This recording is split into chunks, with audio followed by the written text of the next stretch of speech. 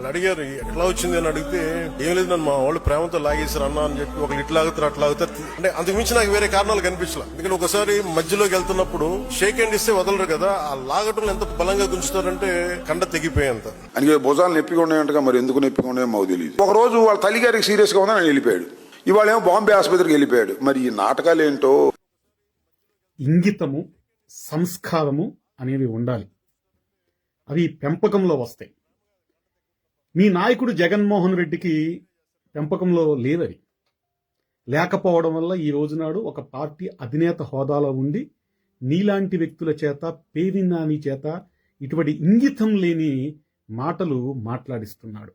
పవన్ కళ్యాణ్ గారి తల్లికి అనారోగ్యంగా ఉంటే పవన్ కళ్యాణ్ గారు వెంటనే అమరావతి నుంచి హైదరాబాద్ వెళ్ళారు. అది ఒక కొడుకుగా ఆయన బాధ్యత. ఒక కొడుకుగా ఆయన బాధ్యత. తల్లికి బాగాలేదంటే ఏ కొడుకైనా కూడా వెంటనే వెళ్ళిపోతారు. కొడుకైనా కూతురైనా కన్న బిడ్డలు. ఒక కొడుకై ఉండి తల్లి మీద ఆస్తి పంపకాల దగ్గర తల్లి మీద కోర్టులో కేసేశాడు జగన్మోహన్ రెడ్డి, విజయమ్మ గారి మీద. అటువంటి కొడుకు జగన్మోహన్ రెడ్డి. అతనికి సంస్కారం లేదు, ఇంగితం లేదు, తల్లి అనే భావన కూడా లేదు.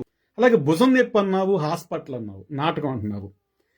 ఆసుపత్రికి సంబంధించి ఇప్పుడు జరిగిన సర్జరీకి సంబంధించి ఏమైతే ఈ షోల్డర్కి సంబంధించి చేశారో, ఆ భుజం దగ్గర కండరాలు చిరిగిపోవడము, దానికి సంబంధించి గత 2 వారాల క్రితమే జనసేన పార్టీ అఫీషియల్ ప్లాట్ఫామ్స్ లో దాని గురించి చెప్పడం జరిగింది. పవన్ కళ్యాణ్ గారిని చూడడానికి కేంద్ర మంత్రులు వచ్చారు, ముఖ్యమంత్రులు వచ్చారు, పెద్ద హాస్పిటల్లో సర్జరీ జరిగింది. నాటకం అయితే ఇంతమంది వస్తారా అంబటి రాంబాబు? నాటకం అయితే ఇంతమంది వస్తారా? రాదు కదా. అసలు నాటకం అంటే ఏంటి?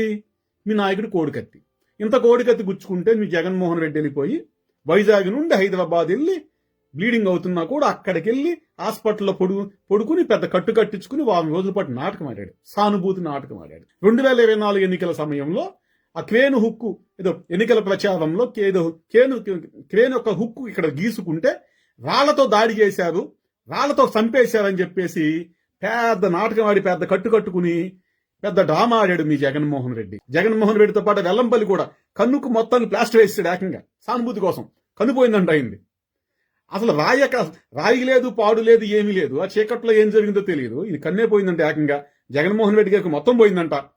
ఏదో అక్కడ క్రేన్ యొక్క పైన నిలబడినప్పుడు ఏదో చిన్న హుక్ ఏదో గీసుకుంటే రాళ్ల దాడి అని చెప్పేసి కట్టు కథలు అల్లి అమాయకులైన అక్కడున్న యువకుల్ని తీసుకెళ్లి పోలీస్ స్టేషన్ లో పడేసి బాది కేసులు పెట్టారు ఆ రోజు వైసీపీ ప్రభుత్వంలో.